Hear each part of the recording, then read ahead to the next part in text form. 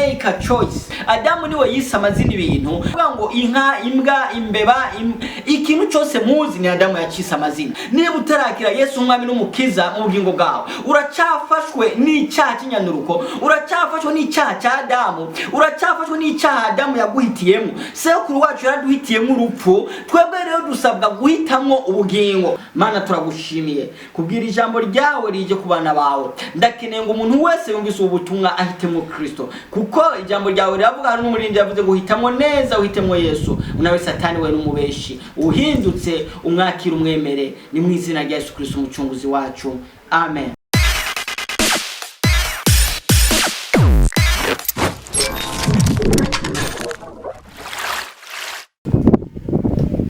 Shalom shalom bene data, dusangiye ukwemera muri Kristo Yesu. Muravugana na Jean Claude sengera muri Guérison des âmes, ariko kandi ikiganiro isoko y'umwidegemvyo turagishikirizwa nka Holy Mountain of Christ Ministry. Ministere idukangura kutubwira yuko Yesu ari we soko y'umwidegemvyo nyakuri. Yesu niwe wenyene nzira n'ukuri n'ubugingo dushobora gucamo tukaronka umwidegemvyo, kuko yaravuze ngo muzomenya ukuri kandi ukuri kuzoba kwidegemvya. Uyu mwanya ndagomba ngo tuganire kuri iri teme ivuga ngo guhitamwo.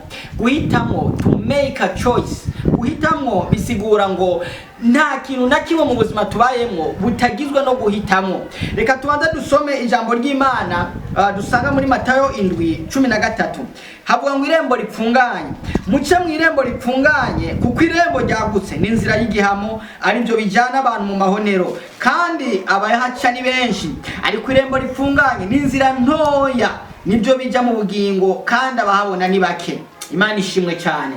Uyu mwanya ni isaha bene data, nagomba ngo tuvugane kuri iki kintu cyo guhitamwo. Ubu buzima tubayemwo bugizwe no guhitamwo, nababwiye mu bintu byose. Swat urahitamwo ikibi cyangwa urahitamwo icyiza.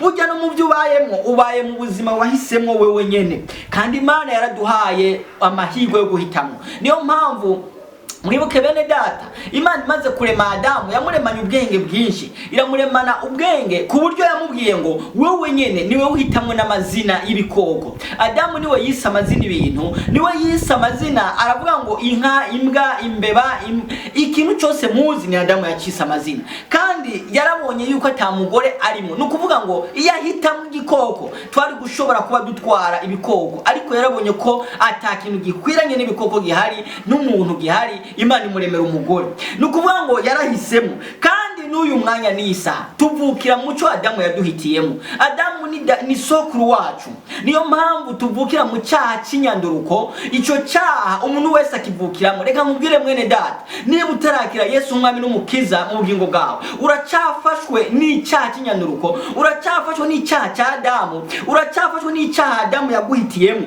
Sokuru wacu yaraduhitiyemo urupfu, twebwe rero dusabwa guhitamwo ubugingo.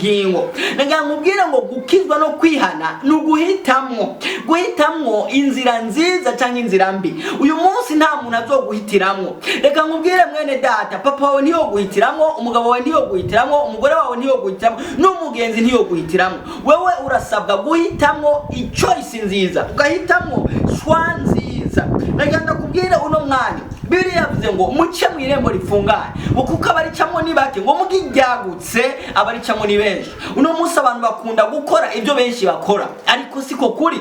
Ikintu nikiba cyiza kuko cyaciwemo na benshi, aho ikintu kiba cyiza kuko cyemewe n'Imana. Haleluya. Guhitamwo rero nagenda kubwira ngo utegerezwa guhitamwo, kuko Adamu iyo yemera kumvira Imana yari kuba yaduhitiyemo neza, ariko yahisemo nabi, bituma tubakondane. Haleluya. Bituma tujya kwicyaha, ariko Yesu yaraje. Haleluya. Ndaneze guyongeze ko Yesu yaje kudusubiza identite, kudusubiza karanga twatakarije muri Edeni ku bwa Adamu. Ariko uno munsi akakaranga dusomye Bibiliya tubona yuko guhitamwo ni iby'umuntu, ni wowe wihitiramo. Benshi nibo guhitiramo, kandi ni wahitamo gukunda isi, ni wahitamo gukunda ibyaha, ni wahitamo kuguma muri iyo nzira urimo, uzopfana nayo, kuko Bibiliya iravuga ngo Yesu araje guca amateka. Abantu bose baciye mu nzira yagutse bazobigwamo, bazobiheramo, bazopfa bagenda mu muriro udahera. Ngo ariko aba naho bo babake nibiba byiza kubera byaciwemo na benshi, biba byiza kuko byagiye mu nzira nziza. Hari n'abari mu ishengero muga bataramenya guhitamo, bataravuka ubwa kabiri. Ndavuga ngo ni muvuka ubwa kabiri, ndavuga ngo ni muhitemo neza. neza. Uno munsi yandiri bivuga ngo ndacibuka umunsi nakwemereye ko nawe woshobora. Kuko reka nkubwire kuba mwishengero ntibisigura ko wahisemo neza. Kuko guhitamwo neza no kwakira Yesu umwami n'umukiza. Benshi barundaniye mu mashengero ko ukizwa byaranse, nico gituma no guhinduka byanse. Abantu bariko baricana, abantu bariko baranigana, hari abantu bariko bararonderana amashari n'inzigo kubera kuko abantu byarabananiye guhitamwo neza. Hitamwo neza mwene data. Herodiya yari umukobwa bamubwiye umwami Herodi yaramubwiye ngo nunze wewe uhitemo neza, ngo ajya guhanuza nyina uko yohitamwo, ahitamwo ngo muzana umutwe wa Yohana. Agahanga ka Yohana ni ari gushora kukarya, yahisemo neza, yahisemo nabi.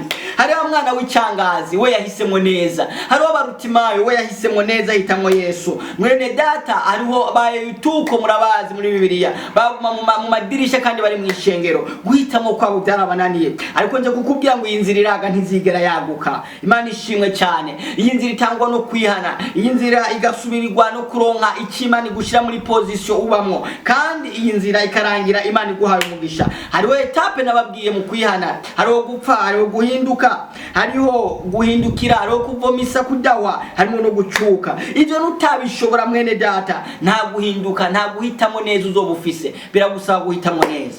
Uyu munsi ijambo rirakubwira ngo hitamo neza, uhite mu irembo ripfunganye, kuko ijyagutse rijana mu mahonero. Tugiye gusenga Imana kugira ngo gufashe guhitamo mwene data mu izina rya Yesu Kristo. Mana turagushimiye kubwira ijambo ryawe rije ku bana bawe. Ndakeneye ngo umuntu wese yumvise ubutumwa ahitemo Kristo, kuko ijambo ryawe riravuga hari n'umurindi yavuze guhitamo neza, uhitemo Yesu. Unawe Satani we n'umubeshi, uhindutse umwakira umwemere, ni mu izina rya Yesu Kristo umucunguzi wacu.